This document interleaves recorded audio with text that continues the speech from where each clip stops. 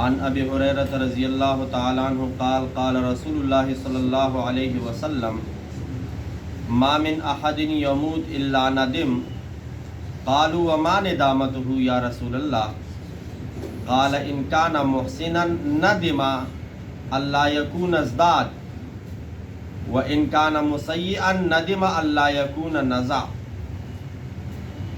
ابو ہریرہ رضی اللہ تعالیٰ عنہ فرماتے ہیں کہ نبی علیہ الصلوۃ والسلام نے ارشاد فرمایا، موت کے بعد ہر آدمی پچھتاوا کرے گا، یعنی ہر آدمی نادم ہوگا، پشیمان ہوگا۔ تو صحابہ نے پوچھا، اے اللہ کے رسول وما ندامتہ، وہ ندامت کیوں کرے گا؟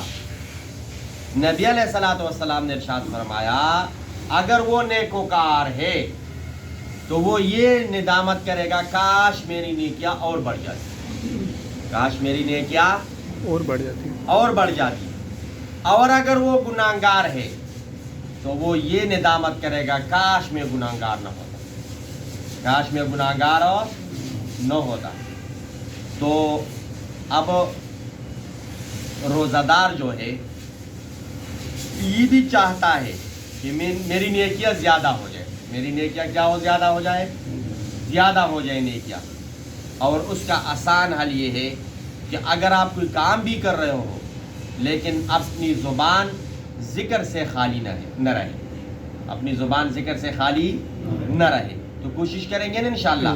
خاص طور پر ابھی ہم نے درود شریف پڑھ لیا تو ابھی مغرب تک کافی وقت ہے، تو تیسرا کلمہ اگر ہم پڑھ لیں تو اس میں بہت سارا ذکر آتا ہے، سبحان اللہ والحمد للہ ولا الہ الا اللہ واللہ اکبر ولا حول ولا قوت الا باللہ العلی العظیم۔